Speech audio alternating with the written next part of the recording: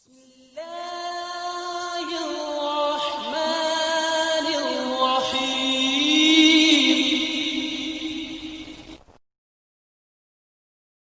رب اشرح لي صدري ويسر لي أمري واحلل عقدة من لساني يفقه قولي.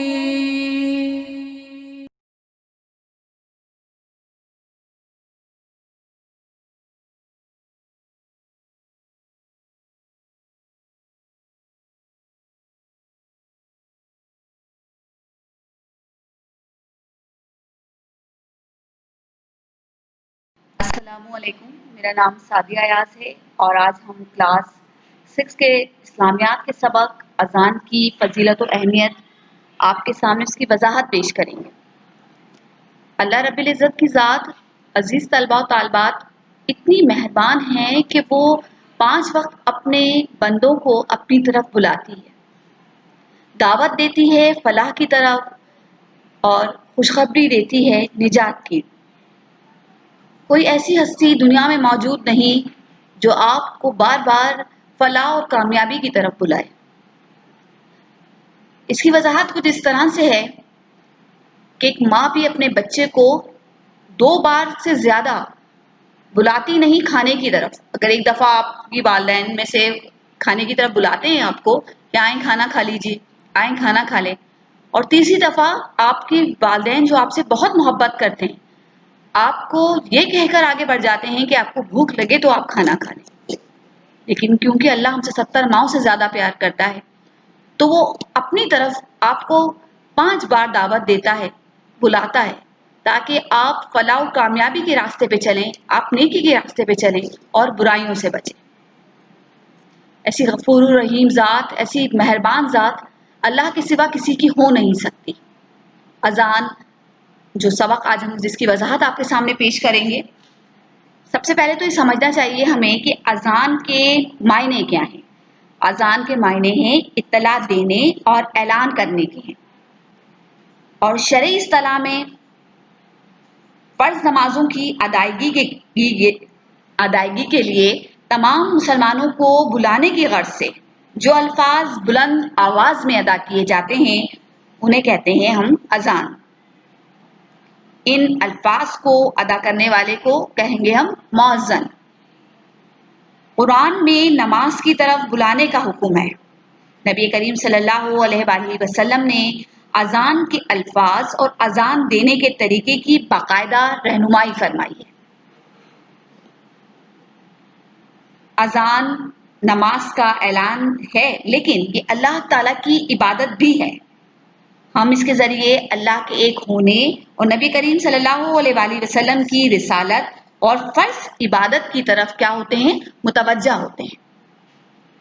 اب یہ بات جان لینا ضروری ہے کہ آیا اذان کی ابتدا کیسے ہوئی؟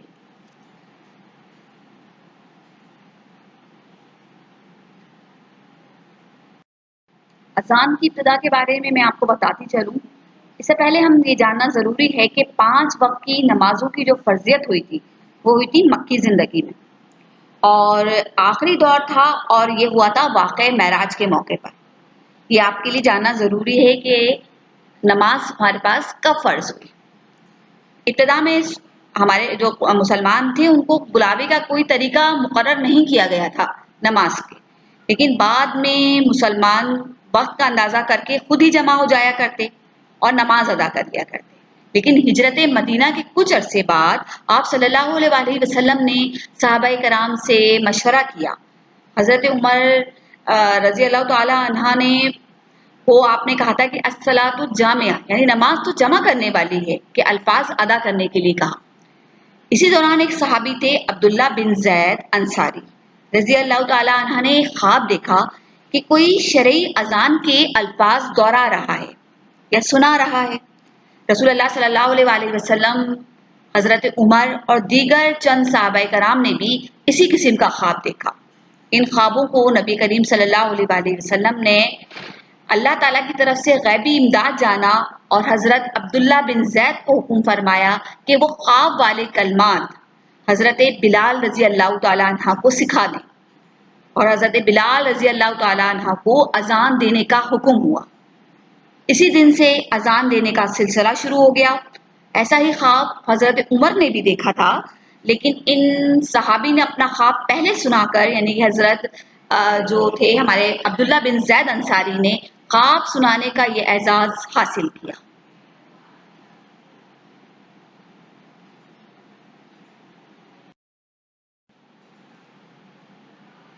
اذان کی اہمیت و فضیلت اور اس کے مفہوم کو ہم آپ کے سامنے پیش کریں گے، اور جس طرح سے اذان کے دل نشین الفاظ ہر مسلمان کے لیے اللہ تعالیٰ کی طرف سے بلاوا ہیں کہ وہ اپنے مالک کے دربار میں 5 وقت ہر خاص و عام کو بلاتا ہے اور کسی رکاوٹ کے بغیر ملاقات کے موقع دیتا ہے۔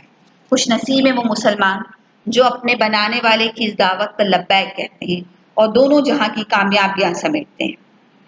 یہ اللہ تعالیٰ کی اذان جو ہے وہ اللہ تعالیٰ کی بڑائی کا اعلان بھی ہے۔ اب ہم آئیں گے اذان کے الفاظ اور ان کے مفہوم کی طرف۔ اللہ اکبر کے جو الفاظ ہیں، اذان کے جو الفاظ ہیں وہ 4 مرتبہ اذان میں دہرائے جاتے ہیں، اور اس کا مفہوم ہے اللہ سب سے بڑا ہے۔ اشہد لا الہ الا اللہ، یہ الفاظ بھی 2 مرتبہ دہرائے جاتے ہیں، اور اس کا کے معنی ہیں میں گواہی دیتا ہوں اللہ کے سوا کوئی معبود نہیں۔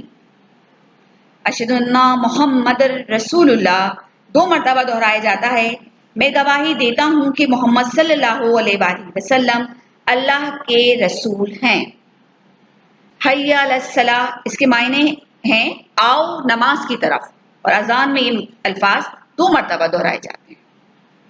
حی علی الفلاح، 2 مرتبہ الفاظ دہرائے جائیں گے اور مفہوم ہوں گے آؤ فلاح و کامیابی کی طرف۔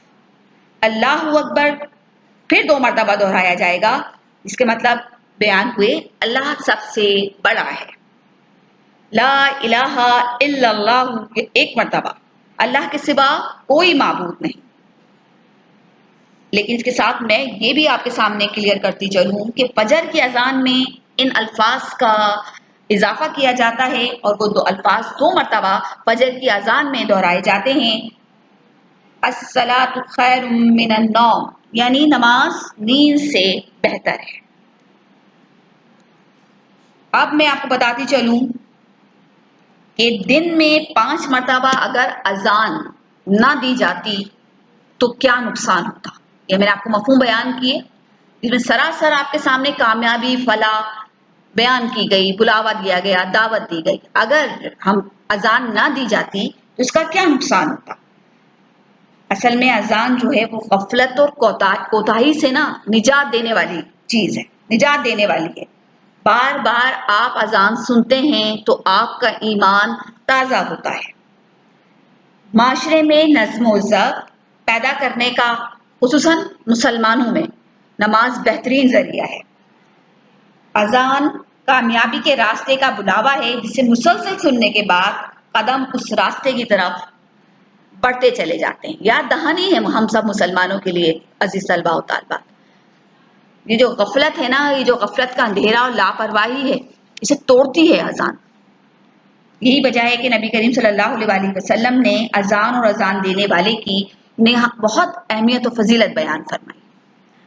میں آپ کے سامنے اذان کی اہمیت و فضیلت بیان کروں گی۔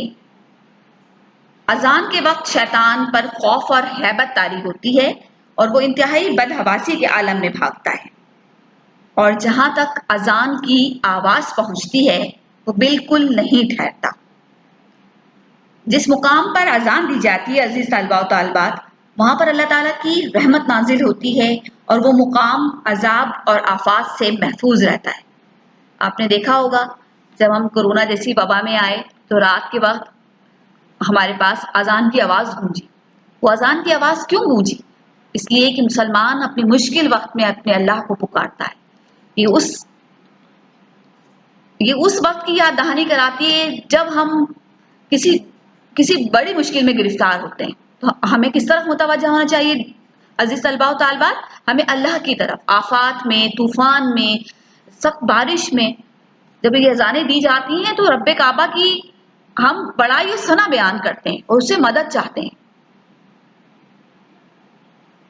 اذان سے کہتے ہیں کہ اذان کی دینے والی کی آواز جہاں تک جاتی ہے وہاں موجود ہر چیز قیامت کے دن اس کے حق میں گواہی دے گی، اور مؤذن کی گردن قیامت کے دن سب سے اونچی ہوگی.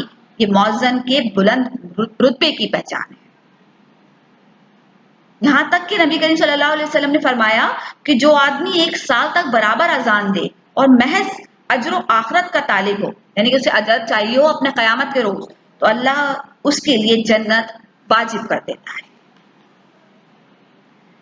اذان دینے کا طریقہ اب میں آپ کے سامنے بیان کرتی چلوں کہ اسلامی تعلیمات کے مطابق مؤذن کو 5 وقتہ نمازی بہترین کردار کا مالک ہونا چاہیے. سب سے پہلے تو پاک ہو، باوضو ہو، اونچی جگہ اور پاک جگہ پر کھڑا ہو، اپنی شہادت کی انگلیاں کان میں ڈالے اور بلند آواز سے کیا دے؟ اذان دے. جب ہم اذان ان ادب خاموشی سے دنیاوی باتوں کو روک کر اور اذان کا جواب دے دیتے ہیں ہم، تو اس کے بعد کچھ یہ ہمارے آداب ہوئے کہ ہم ان سب باتوں کو کہ خاموشی سے اذان کی آواز کے وقت خاموش ہو جائیں اور اذان کا جواب دیں. یعنی سمجھ لیجئے آپ بہت چھوٹے ہیں تو اذان کا جواب دینا میں بھی آپ کو میں بتاتی چلوں کہ کس طرح سے، یعنی جو الفاظ مؤذن نے کہے وہی آپ کو دہرانے ہیں، اور جب مؤذن کہے حی علی الصلاۃ اور حی علی الفلاح تو آپ اس کے جواب میں کہیں گے ولا حول ولا قوت الا باللہ العلی العظیم. تو یہ جو ہے آپ فرض نماز کی پھر ادائیگی کی طرف آپ اہتمام کریں گے. اور یہ بھی ہے رسول کریم صلی اللہ علیہ وسلم کی طرف سے کہ کچھ دعائیں بتائی گئی ہیں جو اذان کے بعد ہم ایز اے مسلم بحیثیت مسلمان ہمیں پڑھنی چاہیے. نبی کریم صلی اللہ علیہ وآلہ وسلم نے اذان سننے کے بعد دعا کا حکم دیا ہے، اور اس کا ترجمہ میں آپ سے صحیح بخاری سے مستند ہے آپ کے سامنے اور میں پیش کروں گی. ترجمہ یہ ہے کہ اے اللہ، حضرت محمد صلی اللہ علیہ وآلہ وسلم کو مقام و وسیلہ عطا فرما اور فضیلت عطا فرما، اور اس مقام محمود پر پہنچا دے جس کا آپ نے ان سے وعدہ فرمایا ہے. بے شک آپ وعدہ خلافی نہیں فرماتے.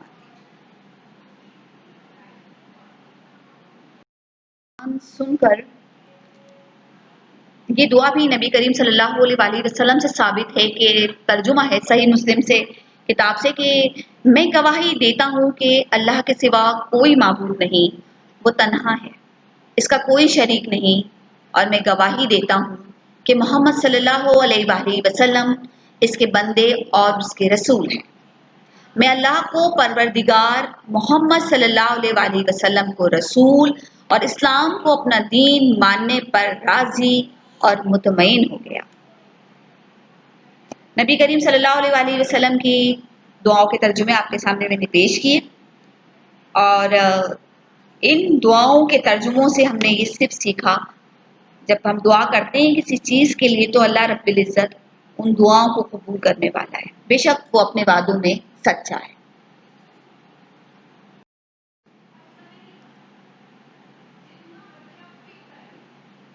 میں اپنے لیکچر کا اختتام اذان کے آپ معنیوں کے بھی بیان کیے، آپ کے سامنے مفہوم بھی بیان کیا، اذان کی اہمیت و فضیلت بھی بیان کی، لیکن مجھے ایک حدیث میرے نگاہ سے گزری کہ میں اس کو آپ کے سامنے بیان کروں.